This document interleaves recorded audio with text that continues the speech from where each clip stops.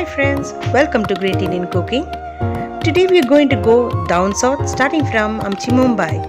And from Maharashtra we are going to make the Vada Pav, which is famous for Mumbai. Mumbaians are famous for their busy life schedule, and Vada Pav is the petrol for them to accompany the busy schedule. Let's see what all things we require to make this.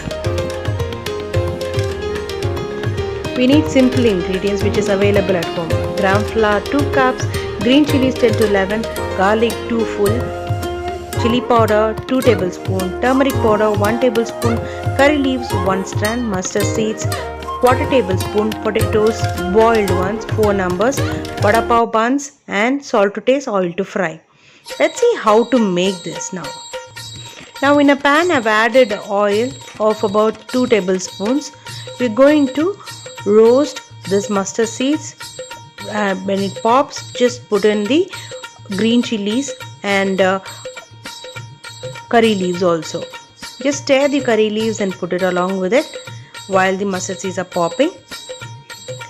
And after adding this curry leaves, crush the garlic and green chilies which I have told you the quantity, and then do not bind it into a paste, just crush it and then put it. That gives a good aroma to the vada pav buns. See, I have crushed it like this coarsely and put it nicely. Even if the chilies are wholesome, that's not a problem. When you bite into it and the heat from the green chilies pop into your mouth, you would have a very good taste. Fry it nicely.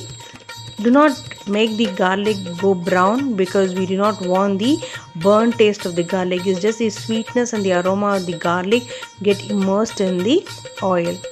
Put a little bit of salt as per your taste. Some people use 1/4 tablespoon, some people use 1/2 tablespoon. It's according to their health and the taste buds they use the salt. While this is frying, we're going to add some turmeric powder also, 1/4 tablespoon, just for the color of it. And Indian foods always have turmeric because it's very good in antioxidants.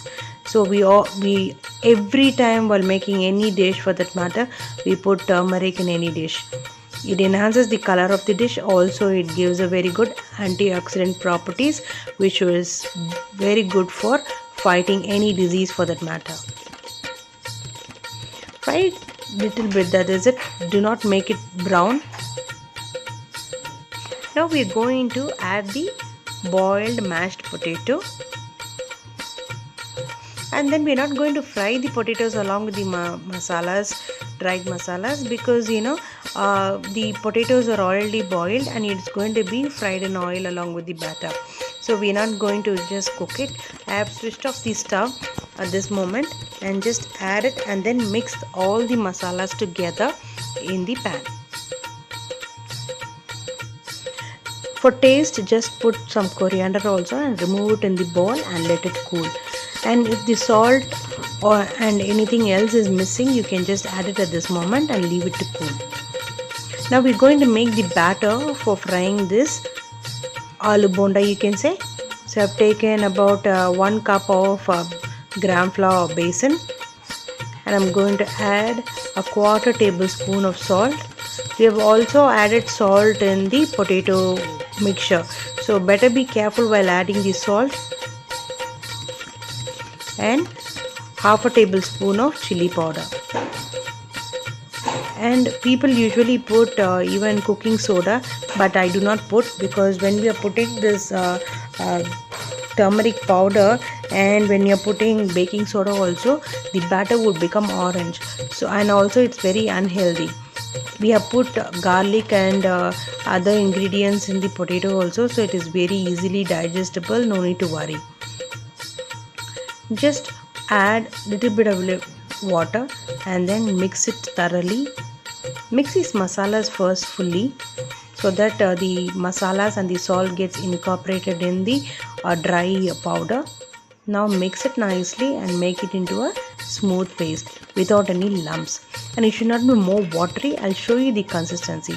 See, now I have just added and mixed little bit of water into it, and I'm going to make it as a thick batter. It has to be in a pori consistency, but it should not be very thick, because when the batter is very thick, then the vada also would be, the outer layer also would be very thick. So I made this batter. Now I'm going to mix all the masalas together as I told you, and I'm going to make bite-size balls, and then we are going to dip it in these balls into the batter and fry it in the oil. If anything else is required, added in this moment, and check the salt and the spice level in both the batter and the mashed potatoes.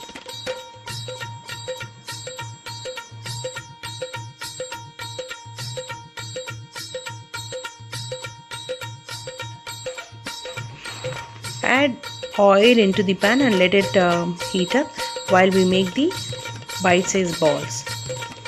See, this is the correct level, or you want bigger, you can make bigger.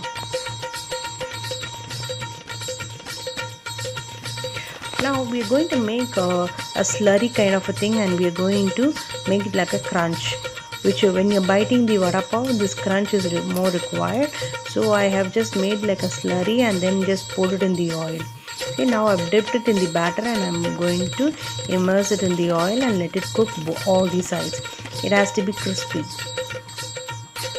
See, if you do not want to make that slurry and crunch, you can even add cornflakes. But what is the job of cornflake in a vada pav? So the batter itself is enough to make the crunch. So I'm just removing the crunch and keeping it. So while serving, how we are going to assemble all these things and then keep it inside the bun.